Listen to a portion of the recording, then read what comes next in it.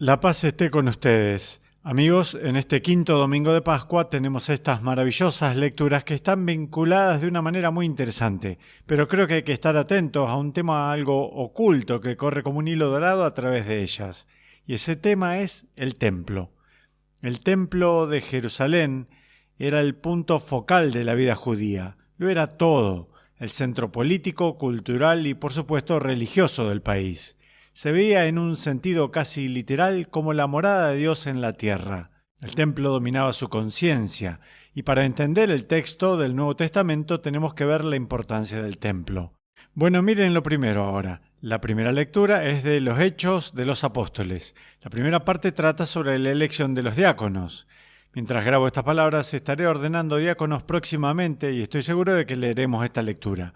Pero quiero llevar su atención sobre lo que sucede al final. Dice: la palabra de Dios iba cundiendo. En Jerusalén se multiplicaba grandemente el número de los discípulos. Escuchen ahora, incluso un grupo numeroso de sacerdotes había aceptado la fe. Eso tuvo una importancia monumental. ¿Quiénes eran los sacerdotes? Bueno, eran los funcionarios principales del templo. Eran los que presidían los sacrificios de animales, las oraciones y la instrucción en el templo. Eran los funcionarios de este gran lugar. Si ellos estaban aceptando la fe, ¿qué significaba? Significaba que de alguna manera percibían que Jesús representaba el cumplimiento del templo, no su repudio. Esa es la forma incorrecta de pensarlo, no como una opción de entre uno u otro, sino que Jesús es el cumplimiento de todo lo que sucedía en el templo. Y de hecho, todo el lenguaje de los evangelios, sacrificio, expiación, ofrenda de sangre, el velo rasgándose en dos, todo eso tiene que ver con aquello. Estos sacerdotes, estas primeras figuras, entendieron el vínculo entre lo que hacían en el templo y lo que Jesús realizó. Tengan eso en cuenta de la primera lectura. Ahora escuchen la segunda lectura, que es de la primera carta de Pedro. Pedro, quien habría conocido íntimamente el templo y su funcionamiento, dice: hermanos, acérquense al Señor Jesús, la piedra viva, rechazada por los hombres, pero escogida y preciosa a los ojos de Dios.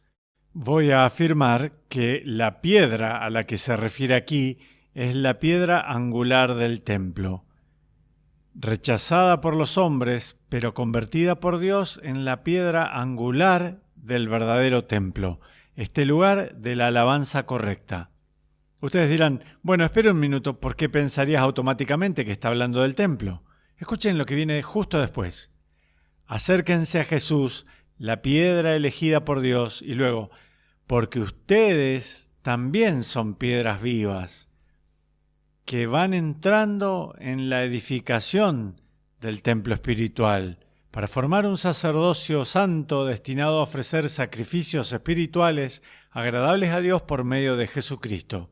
Ahora, eso no podría ser más claro. Cristo es la piedra angular, ¿de acuerdo?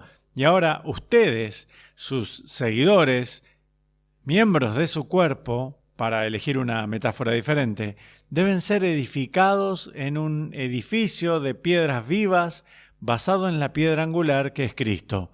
Es una metáfora ligeramente diferente a la de cabeza y miembros, pero es piedra angular y piedras vivas, formando un nuevo y verdadero templo. El lector atento recordará que en el Evangelio de Juan, Jesús dice: destruyan este templo y en 3 días lo levantaré, refiriéndose al templo de su cuerpo. Ahora entendemos qué es la iglesia. Entendemos lo que aquellos sacerdotes del templo comprendieron, que en Jesús y su iglesia la obra del templo llega a su cumplimiento. ¿Qué significa esto?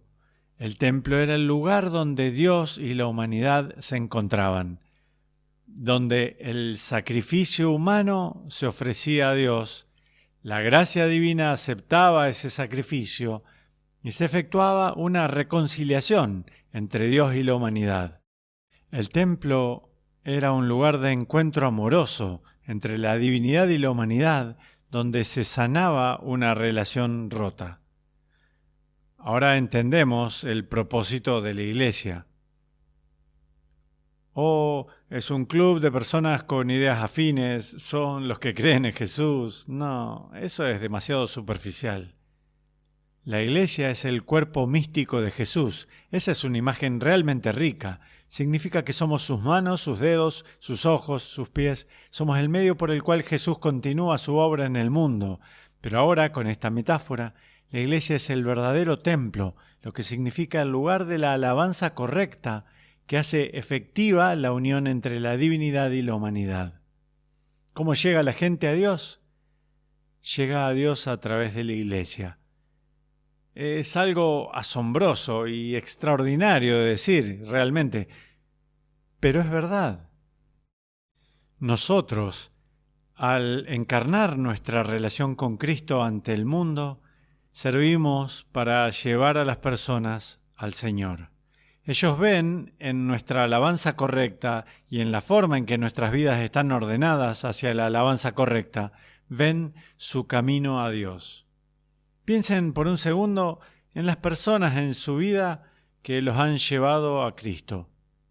Fue por su propio atractivo, su propio magnetismo espiritual que ustedes fueron atraídos a Cristo. Así funciona la iglesia. Es el templo. Ustedes se convierten en un lugar de encuentro amoroso entre la divinidad y la humanidad. Ustedes también son piedras que van entrando en la edificación del templo para formar un sacerdocio santo. ¿Qué es un sacerdote? Un sacerdote ofrece sacrificios. ¿Qué hace el sacrificio? Reconcilia la divinidad con la humanidad. La doctrina católica enseña que cada persona bautizada es sacerdote, profeta y rey.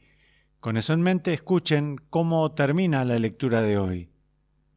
Ustedes son estirpe elegida, sacerdocio real, nación consagrada a Dios y pueblo de su propiedad, para que proclamen las obras maravillosas de aquel que los llamó de las tinieblas a la luz admirable. No conozco mejor descripción de la iglesia en ninguna otra parte de la Biblia.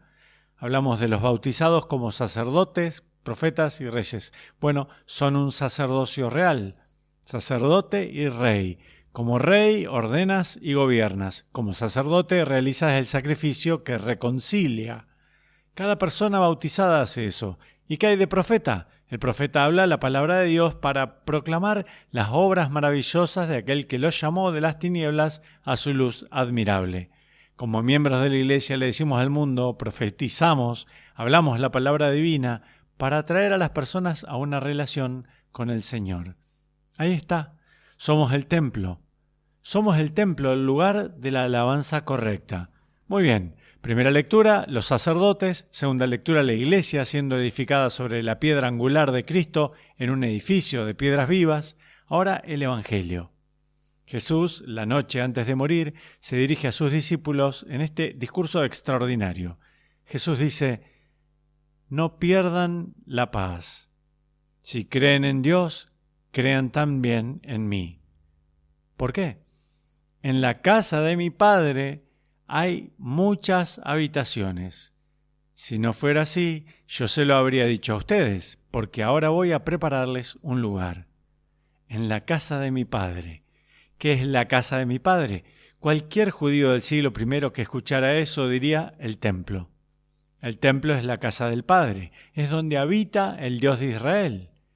Y en el templo había espacio en los atrios exteriores para reunir al mundo. En la casa de mi Padre hay muchas habitaciones. El templo de Jerusalén entonces anticipa el templo de la iglesia en el cual hay muchas mansiones. Siempre vuelvo a la imagen de las columnatas de Bernini en San Pedro, extendiéndose para dar la bienvenida a todo el mundo. He estado allí muchas veces en esa plaza y de hecho se siente que el mundo entero está viniendo. Sí, hay muchas habitaciones en el templo de la iglesia al congregar a las naciones. Pero esperen, el templo de Jerusalén, el templo de la iglesia, el edificio de piedras vivas, los dos son finalmente simbólicos. Son anticipaciones del templo más verdadero. ¿Qué es cuál? El cielo. ¿Qué es la casa de mi Padre? El templo de Jerusalén, sí, la iglesia también, pero en última instancia, la casa del Padre es el cielo. Ese espacio, escuchen ahora, que se abre entre el Padre y el Hijo. El Hijo fue hasta los límites del abandono de Dios para reunir incluso al peor de los pecadores en el espacio entre el Padre y el Hijo, que se llama el Espíritu Santo. El Espíritu Santo es el amor que une al Padre y al Hijo. En la casa de mi Padre hay muchas habitaciones. De lo que estamos hablando aquí es de una importancia mística. El templo terreno de Jerusalén, incluso el templo de la iglesia, son solo anticipaciones de ello. El templo en el cielo, cuando nosotros, en la culminación de nuestras vidas espirituales, seamos atraídos al espacio entre el Padre y el Hijo. ¿Hay lugar para todos nosotros? Sí. En la casa de mi Padre hay muchas habitaciones. ¿Es un lugar de competencia? No, hay sitio para todos. Bueno, espera un minuto. Si yo obtengo un espacio, ¿eso significa que tú no lo obtienes? No funciona así. El templo de Jerusalén y la iglesia son anticipaciones simbólicas de la forma en que Dios Padre quiere reunir a través del Hijo a todos nosotros en el abrazo del Espíritu Santo. Escúchenlo de nuevo. Cuando me haya ido, está hablando de la noche antes de morir, cuando me haya ido y les haya preparado un lugar, volveré y los llevaré conmigo, para que donde yo esté, estén también ustedes. Es que eso lo es todo. Esa es la vida espiritual. Tomás le dice maravillosamente, Señor, no sabemos a dónde vas. ¿Cómo podemos conocer el camino? Jesús le responde, yo soy el camino. ¿Cómo se entra en la casa del Padre? Síganlo a Él. Caminen por su senda. Piensen como Él piensa, vean como Él ve, actúen como Él actúa. Recuerden, Él es el pastor, síganlo. Yo soy el camino. Pero fíjense, también dice, yo soy la verdad y la vida. Eso significa que Él es el camino de entrada y también la meta del proceso. Porque la mansión a la que los estoy invitando es la mansión de la propia vida íntima de Dios. El cristianismo no se trata solo de ser una buena persona en este mundo, no se trata solo de hacer del mundo un lugar mejor. Quiero decir, eso está bien, pero de lo que se trata finalmente es de esta inserción mística en el templo definitivo, el lugar definitivo de la alabanza correcta. Los sacerdotes del templo de Jerusalén intuyeron en Cristo que esto estaba llegando a su cumplimiento. La iglesia representa en la tierra su anticipación simbólica. Pero finalmente es el templo celestial, la casa del Padre, donde hay lugar para todos nosotros en el gran espacio del Espíritu Santo. Eso, hermanos, es la consumación de lo que llamamos la resurrección del Señor. Es la consumación de toda la vida de la iglesia, ser congregados en ese templo sagrado. Y que Dios los bendiga.